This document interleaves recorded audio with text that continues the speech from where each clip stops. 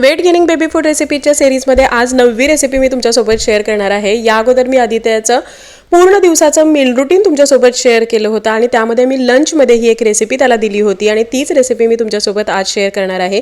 ही recipe अगदी बाळाने 4-5 चमचे जरी खाल्ले ना तरी सुद्धा बाळाला भरपूर एनर्जी आणि सगळ्या प्रकारचं पोषण देण्यासाठी अगदी परफेक्ट आहे। तुमचं बाळ जर कमी खात असेल किंवा बाळ आवडीने काही खात नसेल ना तर हा पदार्थ जरूर द्या, ज्यामुळे बाळाचं वजनही वाढेल, भूकही वाढेल आणि बाळाला आवश्यक असणारं सगळं पोषण अगदी थोड्या क्वांटिटीमध्ये मिळायला मदत होईल। तर ही रेसिपी बनवणं खूप जास्त इझी आहे आणि त्याचबरोबर मी तुम्हाला काही अल्टरनेटिव्ह सुद्धा सांगणार आहे, तेही तुम्ही ट्राय करू शकता।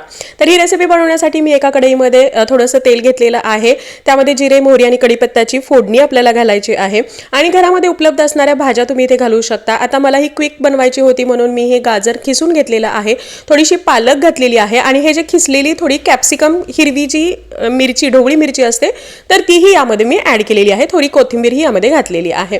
आता हे थोडंसं परतून यामध्ये पाणी घालायचं आहे आणि त्याचबरोबर काही मसाले जसं की हळद, गरम मसाला, ब्लॅक पेपर पावडर असं तुम्ही यामध्ये घालू शकता। बाळाच्या वयानुसार तुम्हाला हे जे मसाले आहेत हे ॲड करायचं आहे। बाळ तिखट खात असेल तर तिखटही ॲड करू शकता। छान एक बॉईल येऊ द्यायचं आहे। त्यानंतर मी इथे 1-2 चमचे जे काही पोहे आहेत हे भिजवून ठेवले होते, हे भिजवलेले पोहेही यामध्ये ॲड केलेले आहेत आणि हे छान आपल्याला आता यासोबत शिजवून घ्यायचे आहेत। झाकण ठेवून शिजवू शकता किंवा आहे असंही तुम्ही शिजवून घेऊ शकता, फार वेळ नाही लागत।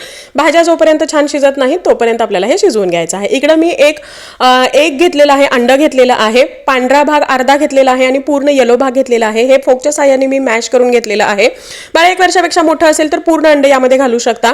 आता आपण बनवलेले जे काही भाजी आणि पोहे घातलेलं मिश्रण होतं तर ते छान शिजलेलं आहे। आता हे मिश्रण मी 2 चमचे या अंड्यामध्ये मिक्स केलेलं आहे। छान असं तुम्हाला हे मिक्स करून घ्यायचं आहे आणि असा हा झटपट पौष्टिक खाऊ बाळासाठी तयार झालेला आहे। आता या एका बाउलमध्ये बाळाला काय काय मिळणार आहे?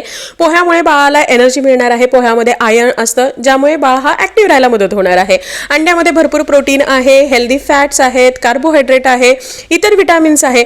पालक किंवा आपण ज्या भाज्या घातलेल्या आहेत त्यामध्ये विटामिन ए आहे, सी आहे, के आहे, भरपूर आयर्न आहे। म्हणजे बाळाने थोडंसं जरी खाल्लं तरी बाळाला आवश्यक असणारे सगळे विटामिन्स, प्रोटीन, कार्बोहायड्रेट किंवा कॅलरीज मिळणार आहेत आणि त्यामुळे बाळ हा ॲक्टिव्ह राहणार आहे, बाळाचं वजन वाढणार आहे आणि शिवाय हे पचायला सुद्धा हलकं आहे। यामध्ये आपण पोहे वापरलेले आहेत जे इझिली डायजेस्टेबल आहेत आणि बाळ हा आवडीने खातो सुद्धा। तुम्ही सुद्धा ट्राय करा आणि तुमच्या बाळाला ही रेसिपी आवडली की नाही हे मला कमेंट बॉक्समध्ये सांगायला विसरू नका। अगदी बाळाने थोडंसं जरी खाल्लं ना तरी सुद्धा बाळासाठी हे पुरेसं आहे।